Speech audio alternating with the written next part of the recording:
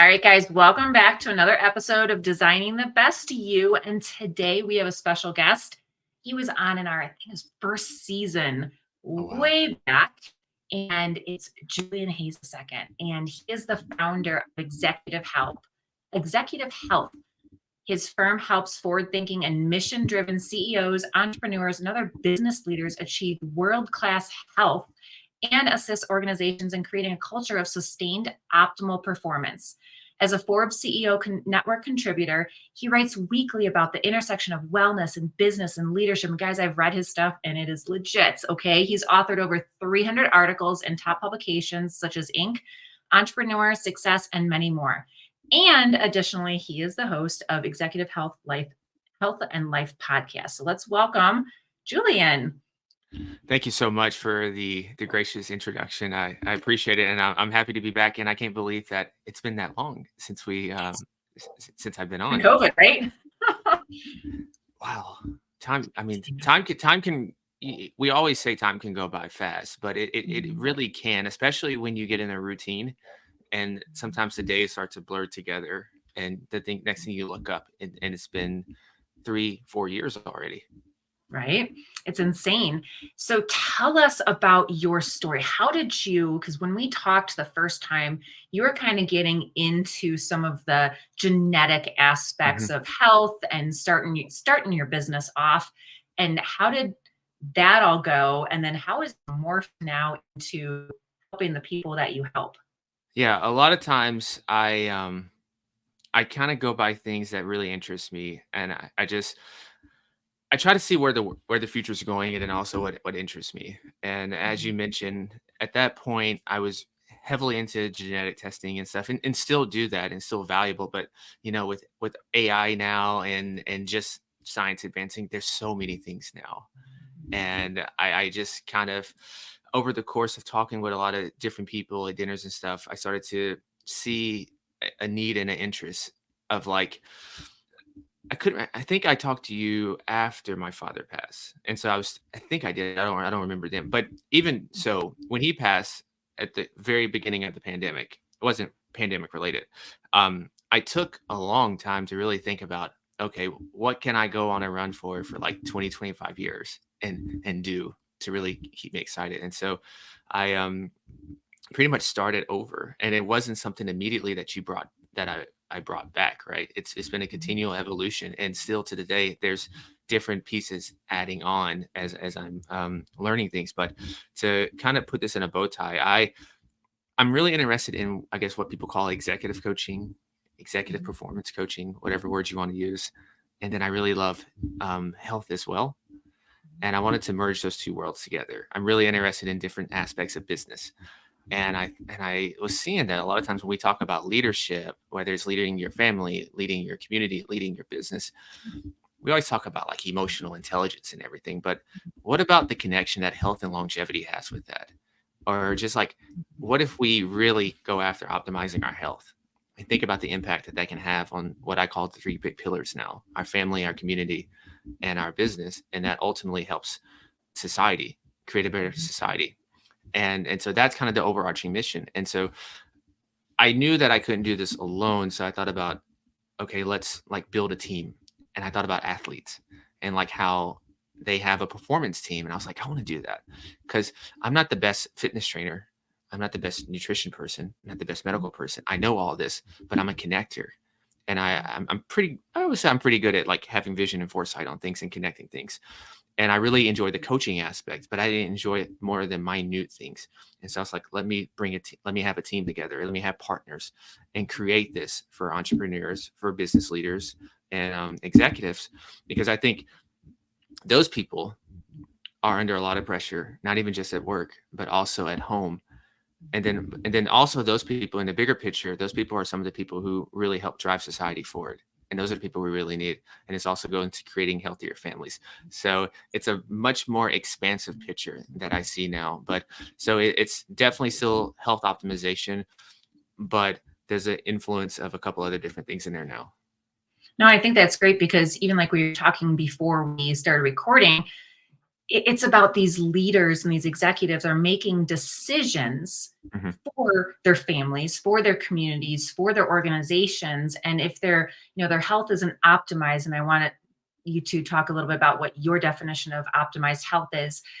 But if their health isn't optimized, if they aren't well in some manner, they can't think clearly. We all know if you've gained weight, you don't get sleep, you get brain fog, all this stuff. They can't make good, solid decisions. They can have a team to help them, right? Just like the president does and all this stuff. Mhm. But ultimately, we want people to be able to make those qualified decisions that are going to impact hundreds of thousands of people and for generations to come too.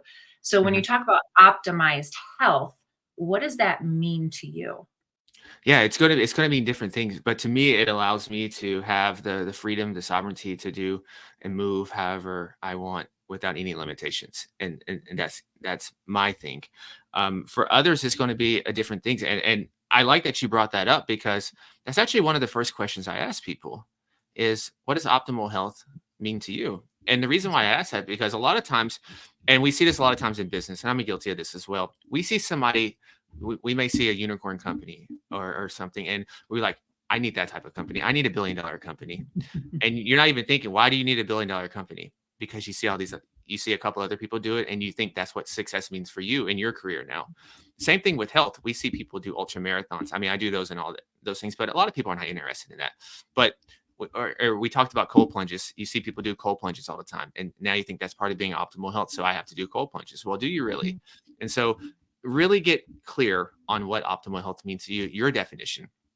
Because if I ask someone, where do you want to go with your career? Some people will say, well, I eventually want to see myself in the C suite, doing this, doing that, right? But if I ask them, where do you see yourself with your health? Well, I just want to feel good. Now, that's not really inspiring. Sounds Mhm. logical, right? Who doesn't want to feel good? But there wasn't as much emotion as it was when we were talking about advancing in your career. You know, when we were talking about advancing your career, it wasn't just the finances. You were talking about what you can do for your family, the trips, the experiences you can have. Why not bring that same type of emotion and build that out with your health? Mhm. Yep. Then you have logic and then you have emotion. So that's why for me, when I came up with my definition, I time traveled. I went 40, 50 years into the future and I thought about what I wanted to do. Hopefully, I'll be blessed to see great grandkids, even, and then if I live even longer, it can be great grandkids, right? And I don't just want to see them.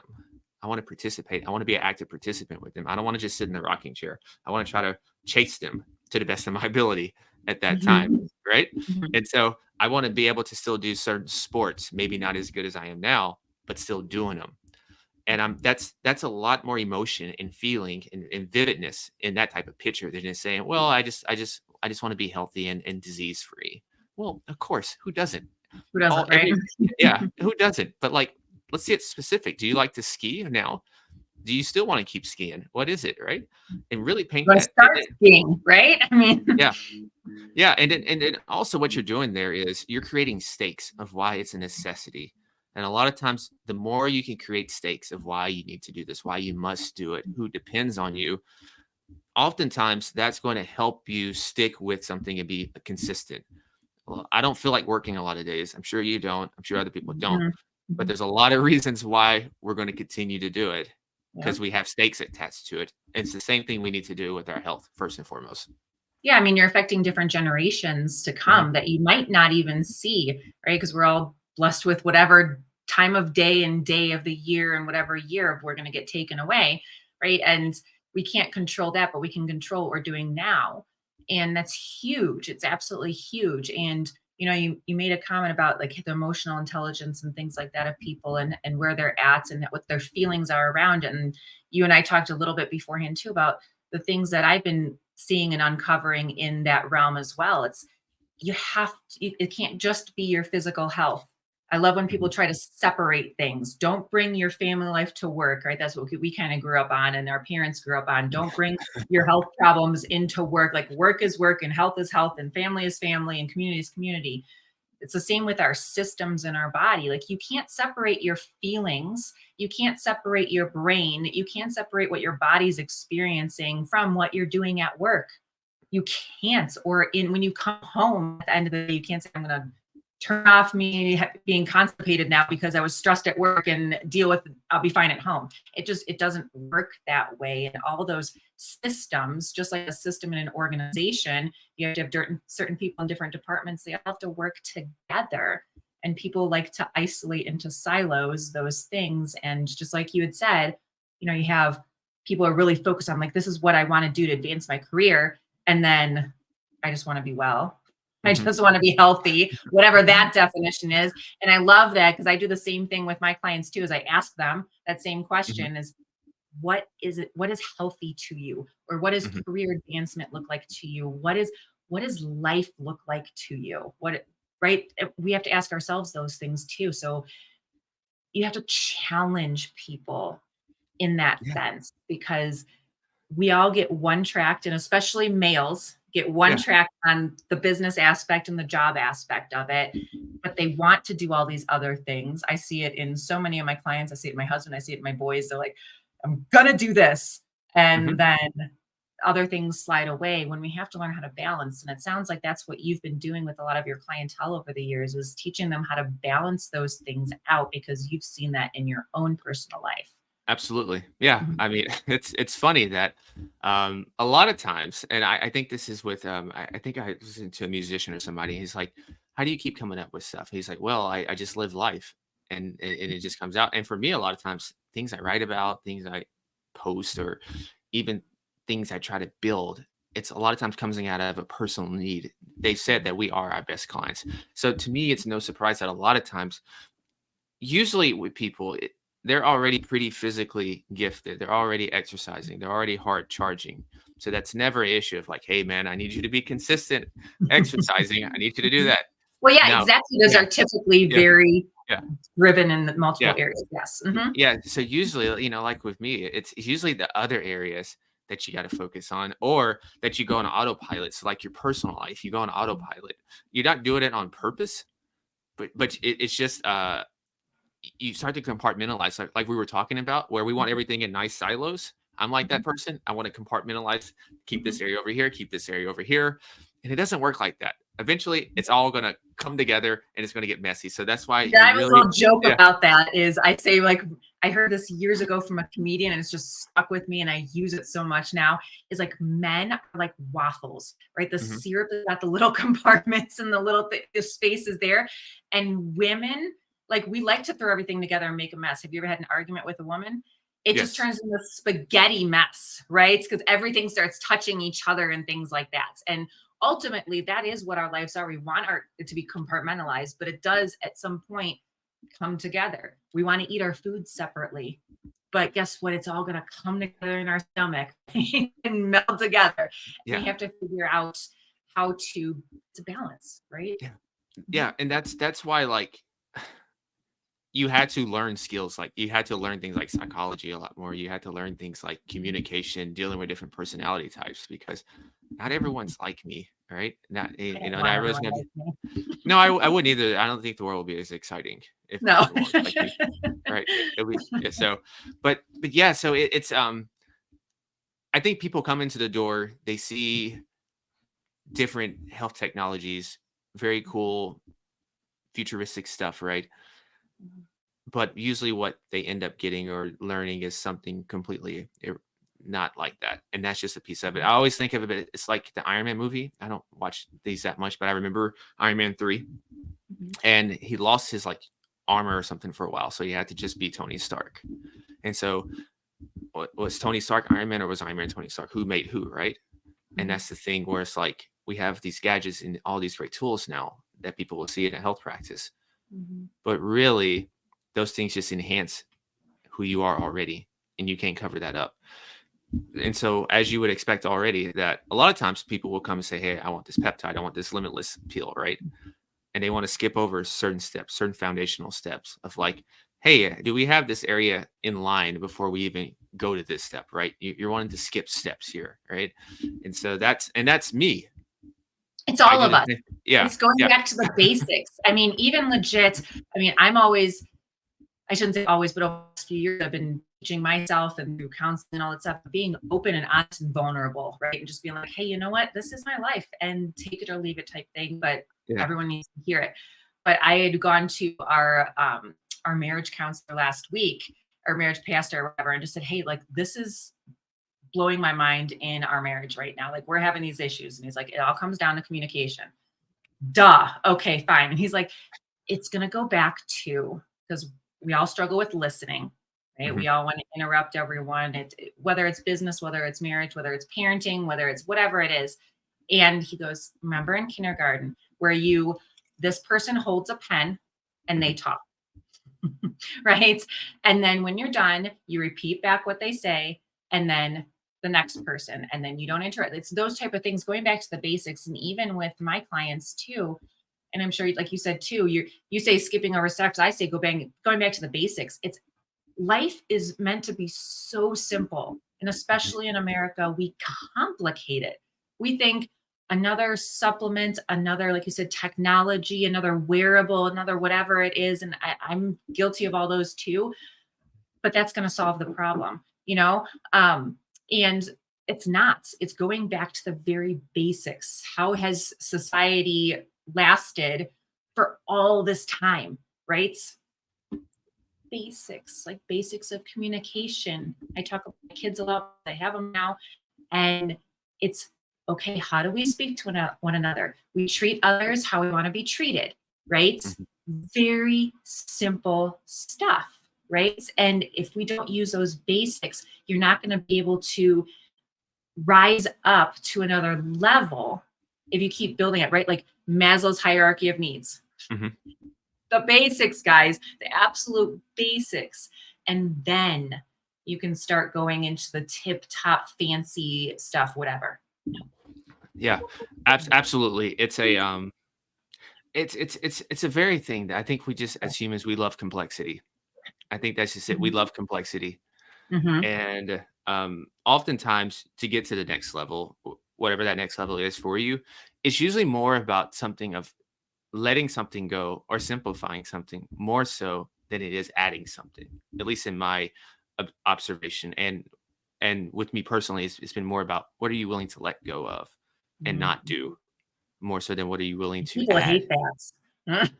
They hate it, right? Yeah. Well, I think it's harder. Like I think it's harder to lose something than it is to gain something. I think I heard something like somebody would rather hold on to $100 or something than like I forgot that whole analogy, but yeah, it's losing something is more painful a lot of times than gaining something for It people. So absolutely is, right? People, we look all over, let's use LinkedIn, right? mhm, All over LinkedIn, they lose a job. And they're like, it's like, but you're holding on to that emotion and that resentment, and you're mhm, holding on to all those things of the past.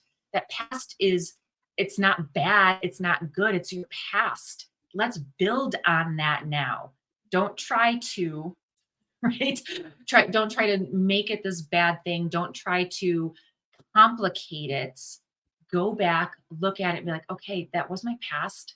That did happen. What was good about it that I can build on? And mhm, what was not so good that I can or need to let go? And some good things you do need to let go, right? I mhm, mean, we've had to move multiple times. Did we like doing it?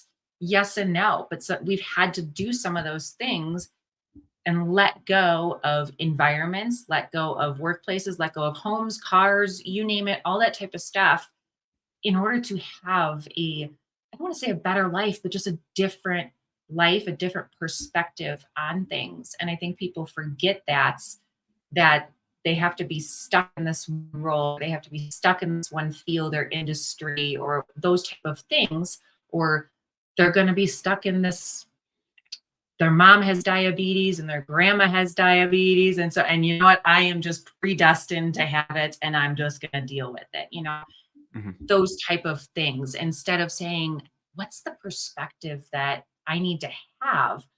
Let me put on a different pair of glasses and look at it through a different set of lenses and say, now what? I think we've become so conditioned, and especially in America, that's, and I'm not saying it's not in other parts of the world, but especially in America, that we are entitled to all these things because we're a so-called democracy, right? And we get to get a job. We, it's our right to have a job. Mhm. It is our right to have a job. It is our right to advance. It is a right to have us use our skills. But what lens are you looking through? And I like to tell people, I'm like, where's your heart in Yeah. all of it? Are you doing this selfishly, or are you really doing this ultimately to change yourself so that you can change an organization, so that you can change generations in your family, so you can change your community, and you can be a different kind of shining light out there? Mm. Yeah, I really love that. Mm. I wholeheartedly agree with that.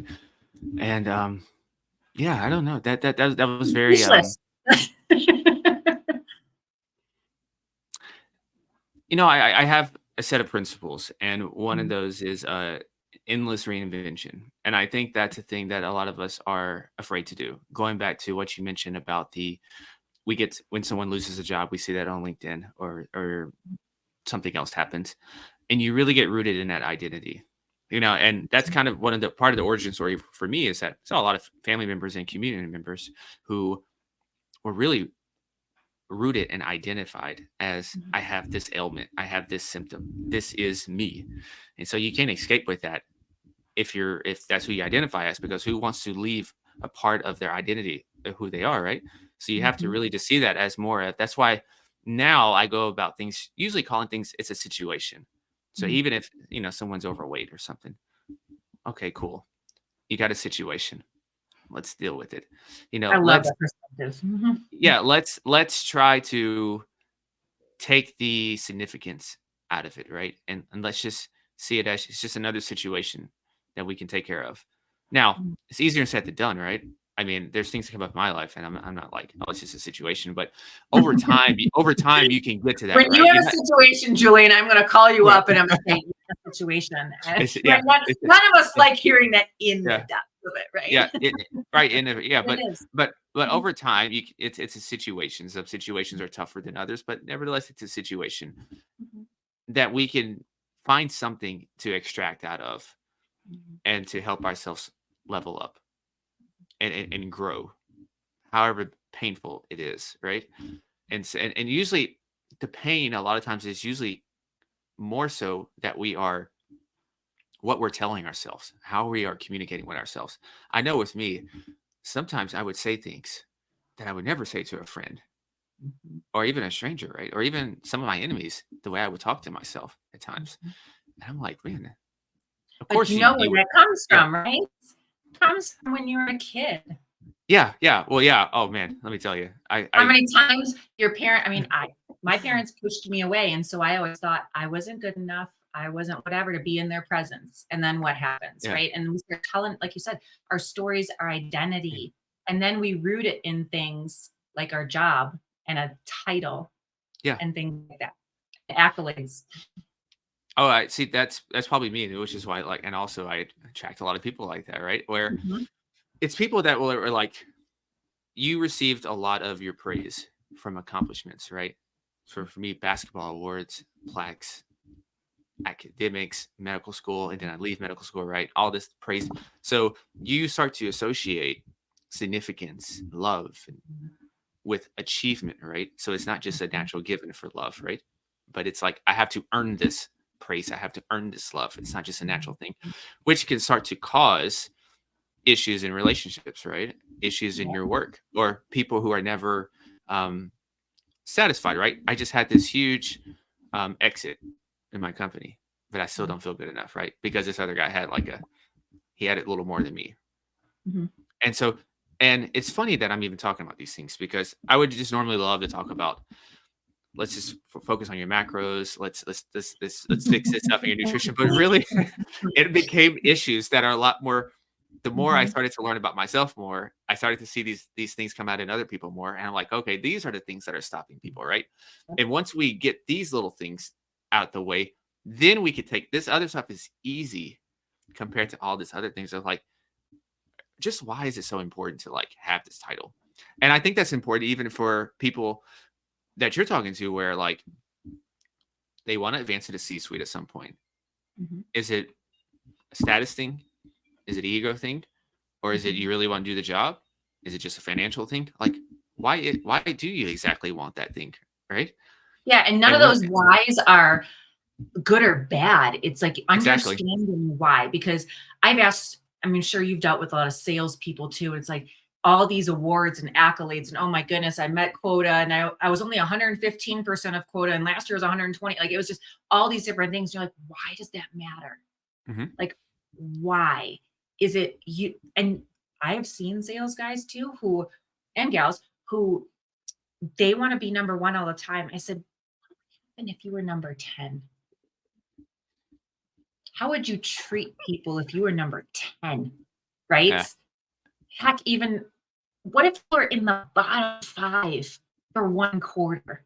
Like, would that humble you? You know, those type of things. So it's like, why do you want to do that? And I find out a lot of times when they want the accolades, and not just salespeople, but want the accolades, the awards. Oh, look at Vennessa, we need to list all these certifications and all these schools and stuff. And I'm like, we ain't out of college anymore. They like fresh out of college. No one cares about that. Why do you care so much? Yes, do I want a surgeon to have gone through certain hours? And please, if you are doing open heart surgery on me or a loved one, please, absolutely. I want all those accolades. I want to see those. I want you, I do not want to be the first person to experience your knife skills, but why? And a lot of it is rooted in, I've uncovered over the past couple of years, is our parents worked very hard and our grandparents worked very hard, but to the point of they were in actual survival of trying to make sure bills were paid and everything. So we had electricity and all these types of things that they ignored the children, not intentionally, but ignore the children to the point where when we got X award, then they noticed us. When we got an A in this class, then they noticed us. When we, got all of these awards for a sport, then they noticed us. And so then it transfers into the workplace, and it's not a bad thing, but we have to understand, what are we, if we lost everything tomorrow, how would we act? And then Mhm. how would then we continue to advance our careers? What I've told this to a lot of people lately, what happens if the internet goes away? How are you then going to provide for your family? Because a lot of jobs are remote and online and stuff these days. How are you going to provide? What are you going to do? You know? I I better learn how to hunt. Right. Right. Hey, we're starting out like the homesteading thing and whatnot. And the kids are like, can we have a baby chicken? I'm like, do you know all the work that you got to, and you got to kill it later? I went to visit a farm recently, and Mhm. I never thought that I would go visit a farm, and I was like, there's something about the country life that looks kind of cool to me. Like Mhm. the air was different. Yep. The air was different. It was quiet, and I had a Just thing. remind the audience where you live so they know. I live in Nashville, and so Mhm. I'm in the city, and so I just went outside, and I wanted to see some miniature horses. That's really why I went. I don't know why. I just have a thing for like miniature horses, donkeys, and things like that, right? Don't tell And my boys because they just learned the real name for donkey. And anytime we see one, they're like, Mom, I can use the word now. and yeah, and I saw that, and I think I allowed myself to be open to the possibility. Who knows? But just not being so rooted in my identity of like I'm a city boy. I like to hustle and bustle and go go go go. Let's just go out here a little bit, right? And just to change it up. I need to change up. And I was like, usually I try to do something maybe every few weekends to just go something that's completely random, just to shake my system up. Because as I mentioned at the beginning, time goes by really fast when you're doing the same thing every day. Especially so for me, read, write, talk to people, go work out. And next thing you know, it's 5 years from now. And like, where did time go? And have these other things, right? So you need to deliberately break up the patterns of your life and everything. But yeah, I think that's a great question. And it's something I thought about too, because at times I was afraid to take so many steps back to rebuild, even though I know 10 years from now it's the right decision. But right now, I thought about you had this thing in your head of how am I going to look when people say, "Oh, why is he still doing that now?" and everything. And once again, that goes back to worrying about what others think, Yep.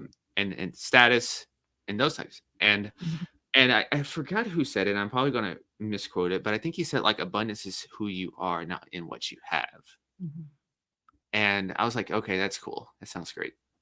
Think about this. It's Yeah, yeah, how and do you I had to really let that marinate, right? Because I was yeah, like, oh, it's okay, how do that you make rhymes. people it's like, how do you make people feel? I've told this to my husband many times too, and in all of our heated discussions. It's like, how do you make people feel after they leave your presence? Mhm. Like, if you feel like rushed, like I'm not doing good enough, then either you need to communicate that to that person or you need to change who you are. I mean, we're not in like a big city, but we're also not in like complete middle of nowhere off grid either. But Mhm. now being in like northern Colorado, we've got mountains in our backyard and we That's still have the awesome. houses and things like that too, and the garden stuff and whatnot. It's amazing what a change like that. We still do all of our activities, we still do that stuff, but just changing the environment from, we were in Scottsdale, Arizona, and then Chicago. I mean, you got two hustle and bustle cities type thing. And then you come here and we call it the in between. And you'd be amazed at actually how our mental and our emotional, our physical health Mhm. drastically changed. We're actually excelling in business and in work. And a lot of people end up doing that because if you and you know this too from going out into nature Mhm. daily, tell people what daily. I don't care if it's raining, I don't care if it's snowing, I don't care what it is right now, hailing. You go out in nature daily, how fast do the trees move? How Mm. fast do the prairie dogs move out here at least, right? How fast does anything move? It doesn't move fast because it knows, it trusts its environments, and that's just innately. The trees aren't rushing to change colors right now. They don't have a date as to when they're supposed to be changed by or start changing. So why are we imposing that on ourselves as to I have to have this degree, I have to have this title, I have to have my health has to be by this point, I have to grieve by this point, whatever it is, right? When you're grieving your father, it's like how Mhm. many people are like, is he done yet? Or why are you done so fast? Or whatever it is.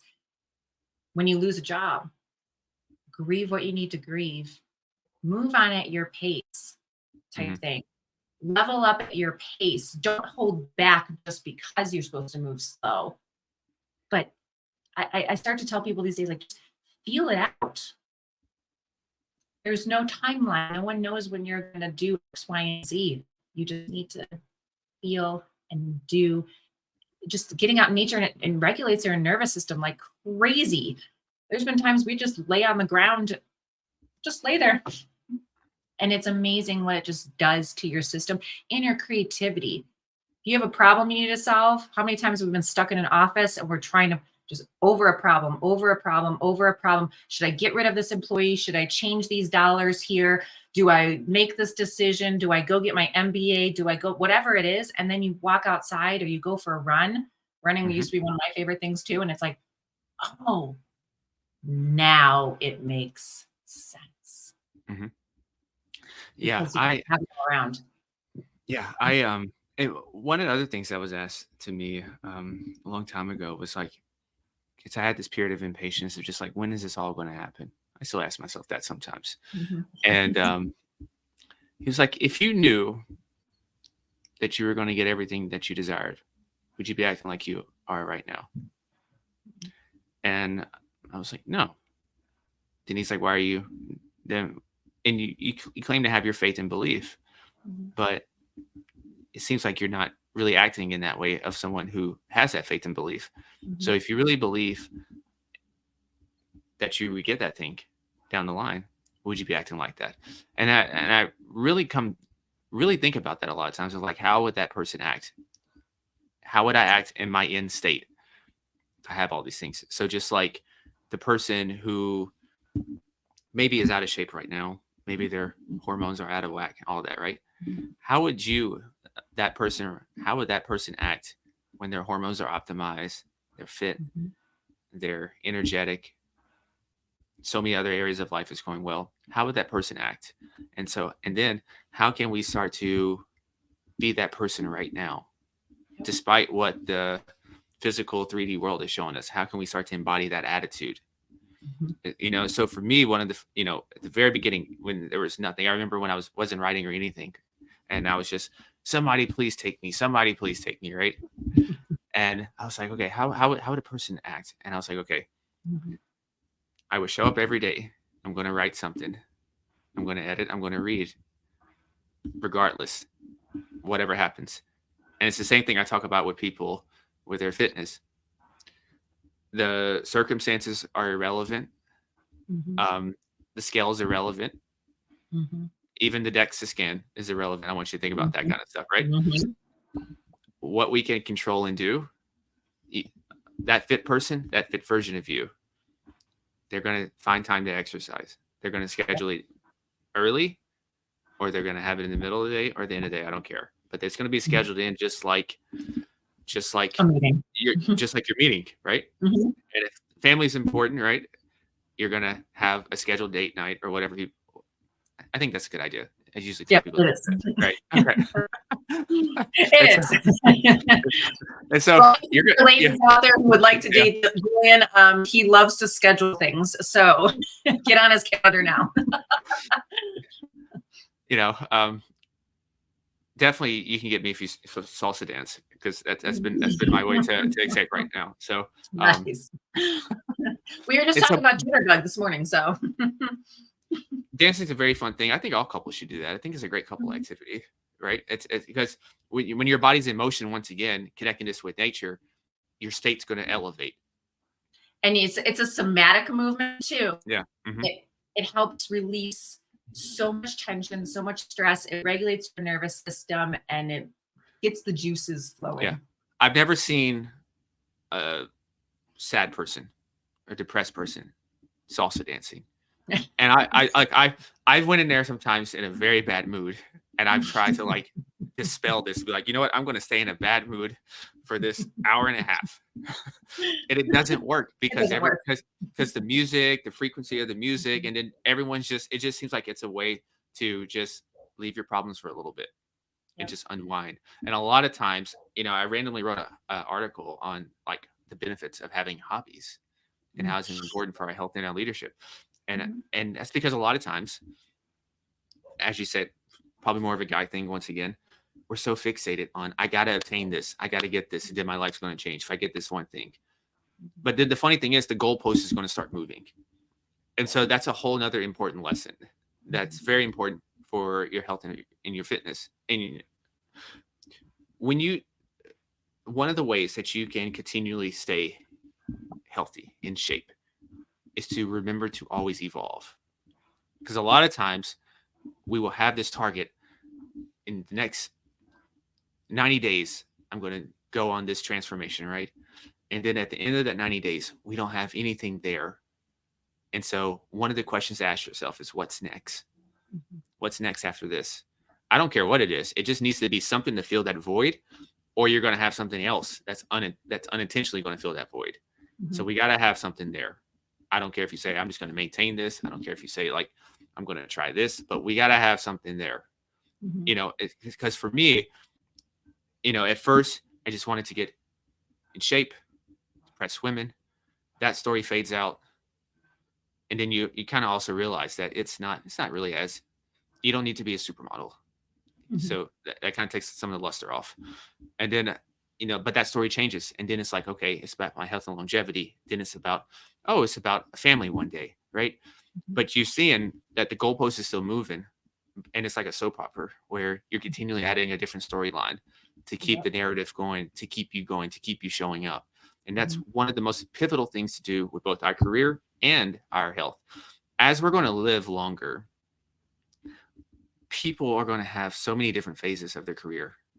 You're not just going to have this one thing. You're not just going to be, hey, I'm Bob, the IT guy, right? You might eventually morph into photography or something, right?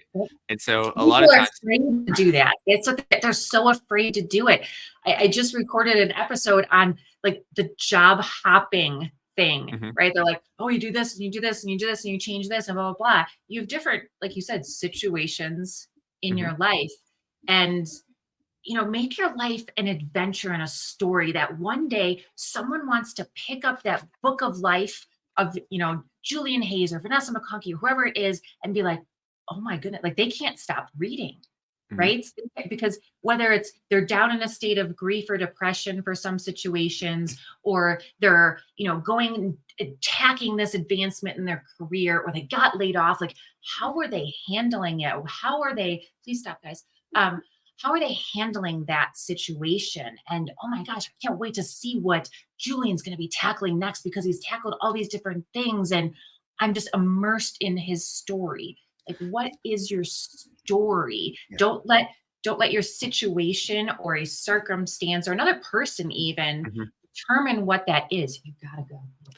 There's nothing more than we love in America than a comeback story. There's nothing more than we love than a story of reinvention. There's nothing more Mhm. American Right? than than They make it all in a movie.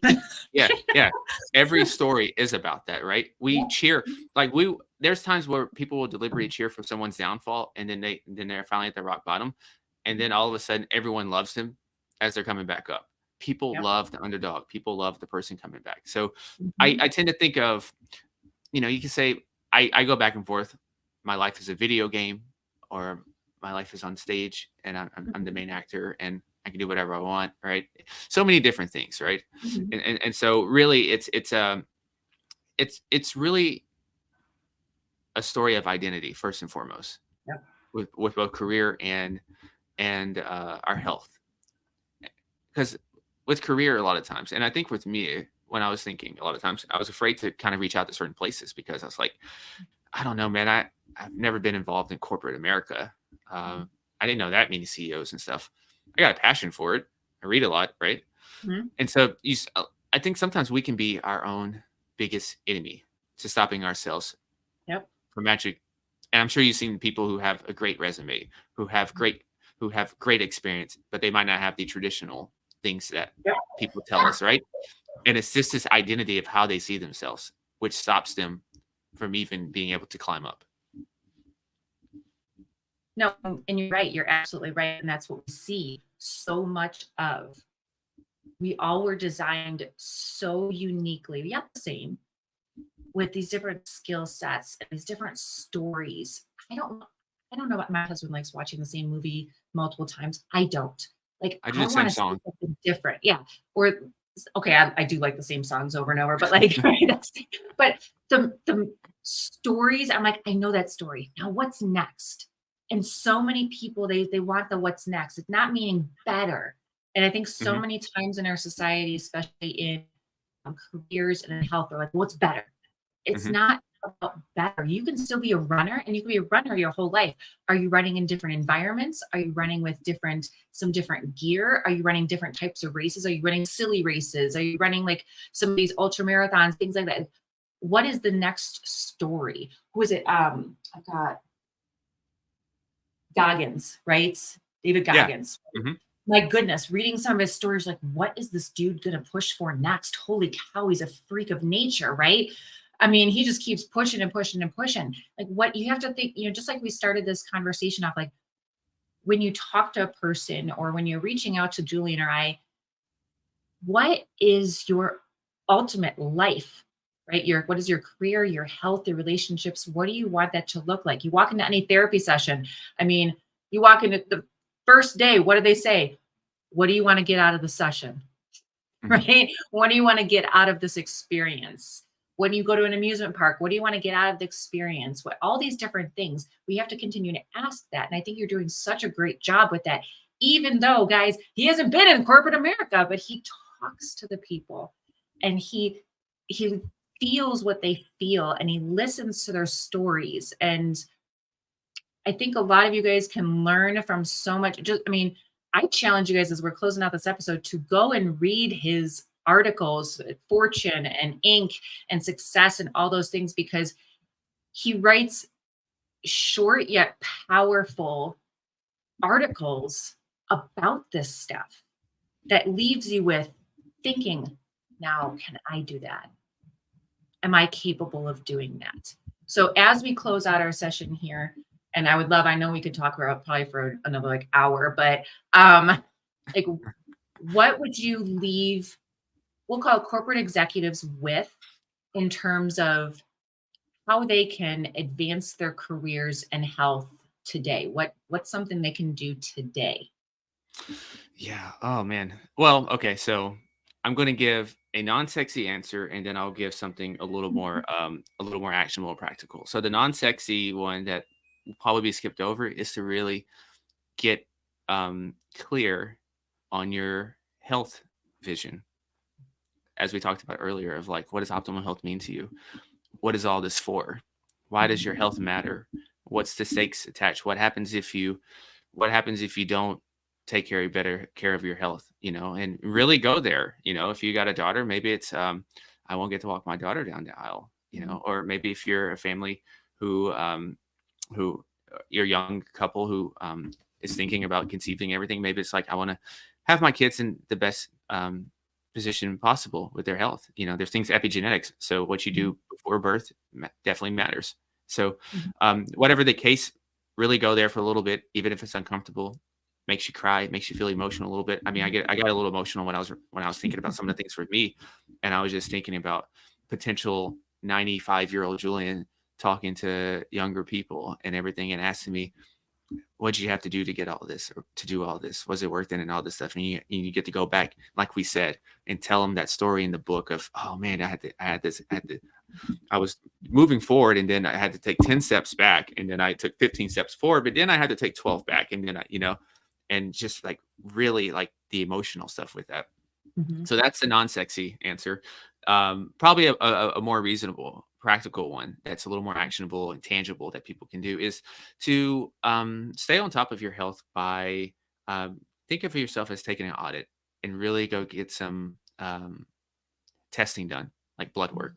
And I would not just like basic biomarkers, but really do a nice comprehensive health screening of,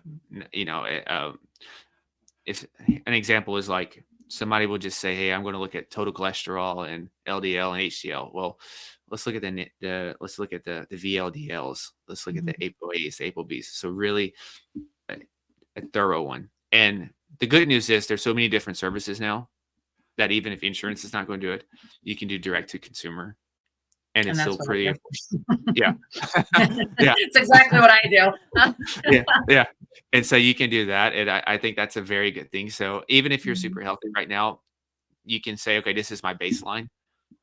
And so years later, you can say, okay, this is where I was then and now, and things like that. So I think those are two easy things to start with. So one's a little more esoteric, spiritual, emotional health, and another one's just pure physical.